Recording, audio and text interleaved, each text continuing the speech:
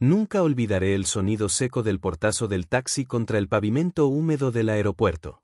Era temprano, el amanecer aún no se había despejado del todo, y la neblina cubría los ventanales de la terminal como si el mundo supiera lo que estaba a punto de ocurrir. Me llamo Amelia, y ese día acompañaba a mi abuela, Evelyn Grant, una mujer de 76 años, de andar lento pero mente afilada, alma incansable y una fortaleza que había construido a lo largo de décadas. Para muchos, solo era una anciana afroamericana más. Para el mundo de los negocios, era la directora ejecutiva de una de las compañías tecnológicas más influyentes del país.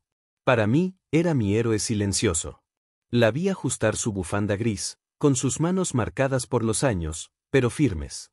La gente no la reconocía fácilmente, su poder no estaba en su rostro, sino en su historia. Había pasado de limpiar oficinas a dirigir una empresa multimillonaria.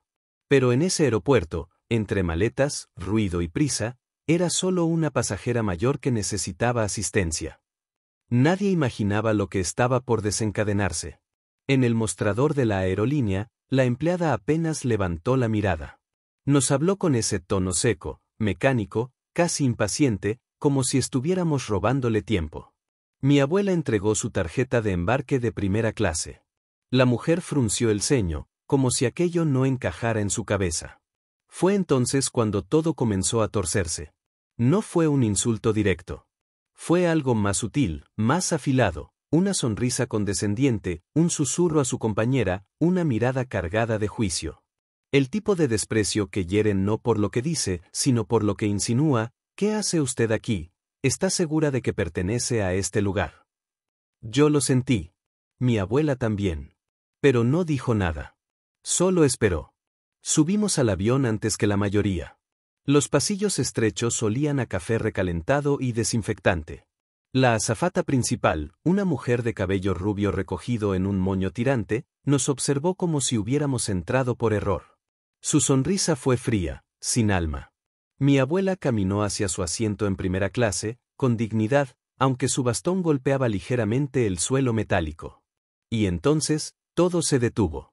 La azafata se interpuso. Literalmente.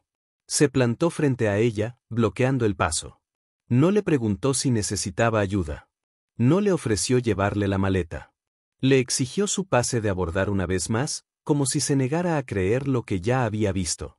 Su voz se alzó lo suficiente para que otros pasajeros escucharan.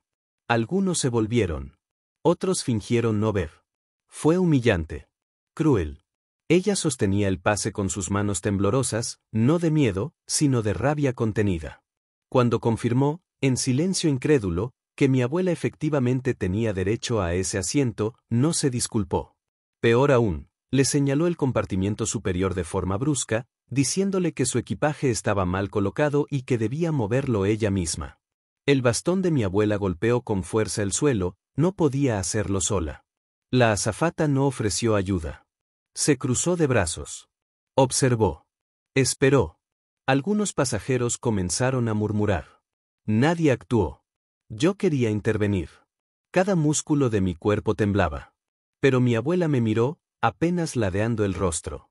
Era su manera de decirme, déjame. No aún.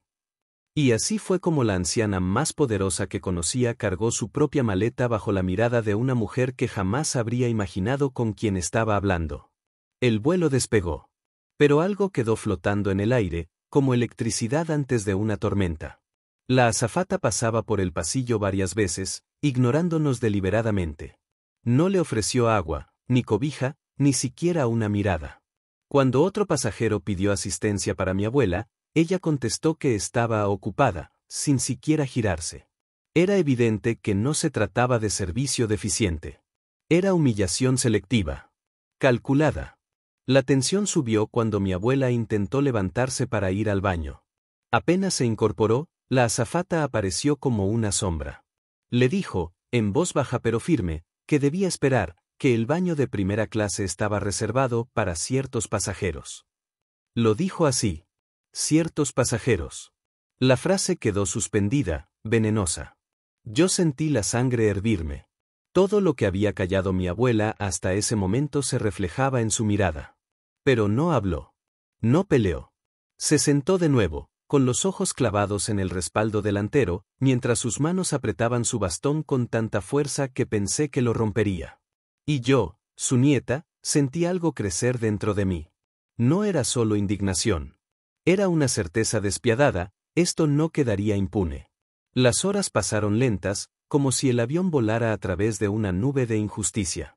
Cuando aterrizamos, la azafata volvió con una sonrisa falsa para agradecer nuestro vuelo. Mi abuela no respondió. Solo se puso de pie y avanzó hacia la salida. Su dignidad intacta, pero su espíritu herido.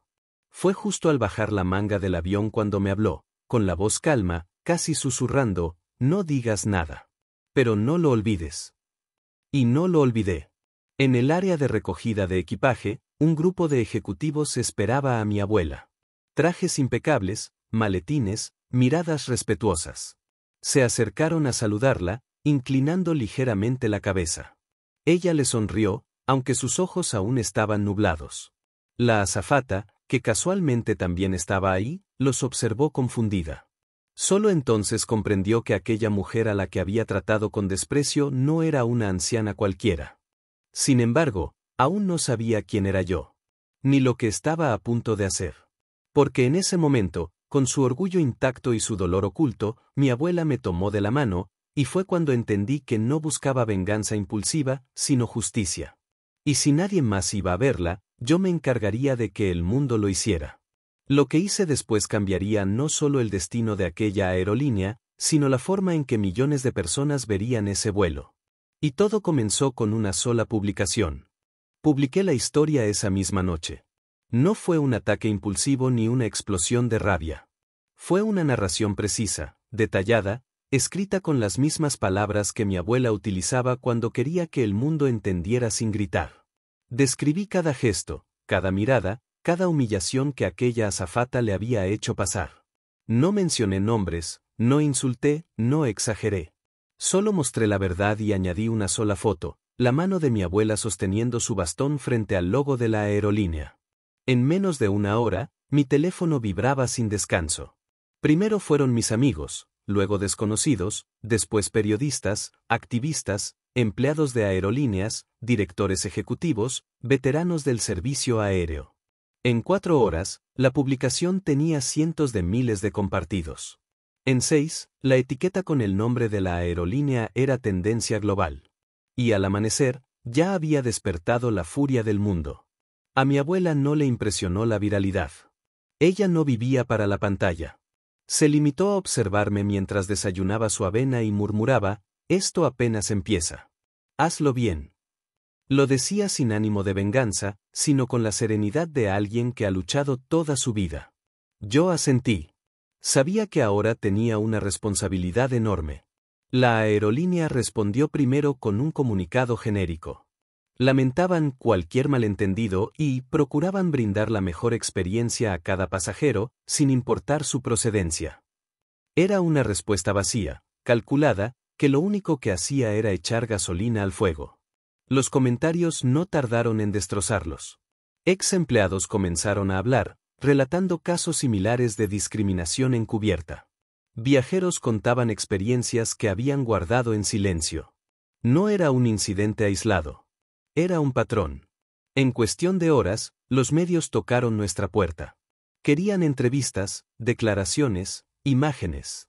Mi abuela los recibió en el salón de su casa, con un suéter sencillo y una taza de té entre sus manos. Comenzó a hablar. No con furia, sino con una calma que desarmaba. Contó cómo había sido tratada, no solo en ese vuelo, sino en toda una vida de ser mirada como menos. Y al final, con voz firme, dijo, no quiero despidos. Quiero que aprendan. Que cambien. Porque hay niñas negras viendo cómo nos tratan. Y creen que esto es normal. Y no lo es. En ese instante, algo cambió. Ya no era una historia de una pasajera humillada. Era una conversación mundial sobre dignidad. La aerolínea, presionada por inversionistas, clientes y medios, nos citó a una reunión privada en su sede principal. Viajamos 2 días después. Nos recibieron en una sala de vidrio, con vistas a la pista de aterrizaje. Había directivos, abogados, gente con trajes muy caros y miradas tensas. La azafata también estaba allí. Cabello recogido, uniforme impecable, pero sin la seguridad de antes. Su rostro era una mezcla de miedo, orgullo y arrepentimiento mal disimulado. Uno de los ejecutivos empezó a hablar de protocolos, de políticas de servicio, de posibles compensaciones económicas por las molestias ocasionadas. Vi cómo mi abuela lo observaba en silencio, como si estuviera escuchando el zumbido de un mosquito. Cuando él terminó, ella se puso de pie. Solo midió sus palabras. No quiero dinero. No quiero descuentos. Quiero respeto. Hubo un silencio tan denso que casi se podía tocar. Quiero que capaciten a su personal. Quiero que comprendan lo que significa humillar a alguien no por lo que hace, sino por lo que es. No exijo que la despidan, dijo mirando directamente a la azafata. Exijo que aprenda. Nunca había visto a tantos adultos quedarse sin palabras. Fue entonces cuando, inesperadamente, la azafata habló. Su voz era baja, pero no temblaba. Dijo que nunca había imaginado que aquella mujer era una líder empresarial. Que sí, la había tratado con desprecio, porque la había juzgado, porque la había reducido a una apariencia. Dijo que lo lamentaba, pero que no sabía si merecía perdón. Mi abuela no respondió de inmediato. La observó, no como una enemiga, sino como si buscara una grieta humanamente sincera. Al final solo dijo, no te perdono porque lo lamentes. Te perdono cuando cambies. Y se sentó de nuevo. La reunión terminó sin aplausos, sin apretones de manos. Pero con algo más importante, un acuerdo firmado. No solo habría disculpa pública. La aerolínea implementaría un nuevo programa de formación obligatoria para todo el personal, centrado en empatía, trato a adultos mayores y sensibilidad racial. Y lo harían con el nombre de mi abuela como inspiración. Ella quiso que no lo llamaran por su nombre. Quiso que se llamara simple y poderosamente, Programa de Dignidad Humana. Semanas después, en una conferencia transmitida en vivo, el director general de la aerolínea ofreció una disculpa pública. No fue perfecta, pero fue necesaria. Y cuando invitó a mi abuela a subir al escenario, el auditorio entero se levantó. No por lástima. Por respeto. La azafata estaba sentada en la primera fila. Cuando mi abuela pasó a su lado, ella se levantó, insegura, como si no supiera qué hacer. Mi abuela no la abrazó. No la ignoró. Solo puso su mano sobre la de ella, por un segundo. Fue suficiente. Un gesto pequeño. Gigantesco. Con los meses, el programa se convirtió en modelo para otras aerolíneas. Historias similares salieron a la luz, y no para destruir, sino para cambiar. Mi publicación dejó de ser viral, pero se convirtió en semilla. Aquel día, mientras regresábamos a casa, mi abuela se quedó mirando por la ventanilla del auto, pensativa. Yo le pregunté si estaba satisfecha.